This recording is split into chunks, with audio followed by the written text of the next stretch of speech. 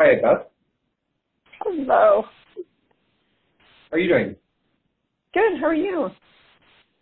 Doing well. Yeah, it's finally nice and sunny out. Seattle was raining previously. But thanks so much. Oh, sorry. Go for it. I was going to say, is that in New York? Is that where you're calling from? Oh, no, Seattle.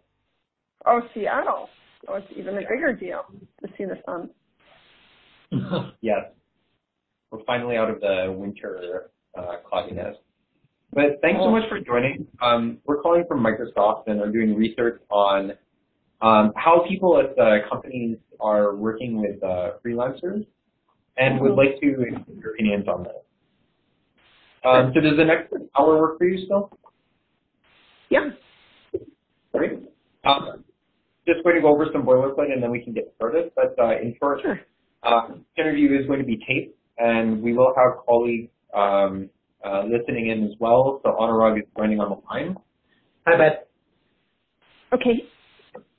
And then there will likely be somebody else taking notes on this call as well. However, keep in mind that nothing that you say here will be shared outside of our team and attributed directly to you, although we may take some of the insights that come from here to be shared with our broader team for research. But since we're keeping like the specific conversation with you confidential, we would also appreciate if you keep the confidential on your end as well. And then finally, if there are any places where we're asking for information that is like confidential company information, or like can be perceived in that way, note that we do not want that information. So just make it clear, like, no, this is proprietary information, can't share it, and just let us know very clearly. Sure. Great. All right, that's about it. Let's get going. So we'd just like to start if you could tell us a little bit about yourself and how and the work that you do, especially as it relates to freelancers. We'll get some more specific questions after that. Sure. So I head up HR for a company called The Real Real. It's a late-stage startup in the San Francisco Bay Area. And prior to that, I headed up HR for a company called 24 Hour Fitness, which is up in Seattle as well. And in both of these positions, I was responsible and am responsible for everything that has to do with the people capital. And part of our strategy at 24 Hour Fitness was to utilize Upwork. We used the services rather extensively, and or I would consider somewhat extensively, and we've used it also somewhat here at The Real World, not as big of a company, not as big of a demand, but I'm really used to both of them. I also have some experience with Freelancer as well, and yeah.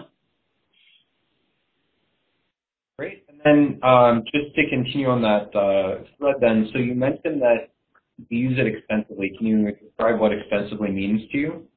Yeah, so what I would say extensively would be is that at any given time we might have 10 different, well, that to us was like a lot, but 10 different individuals working on different projects, meaning that we tended to carve out things that did not have high confidentiality or were not absolutely, essentially in critical time bound for the company, but things that we would otherwise not have additive headcount for.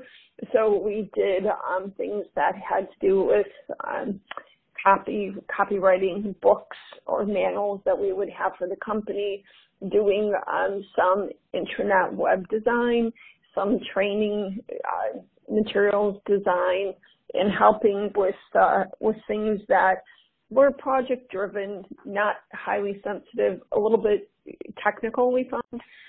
Also, we've used people to proofread things or edit things. Really a good mix of work items. Just out of curiosity, what kind of classifications do you have? High, medium, low sensitivity? I'm just curious if you were avoiding sending any kind of sensitivity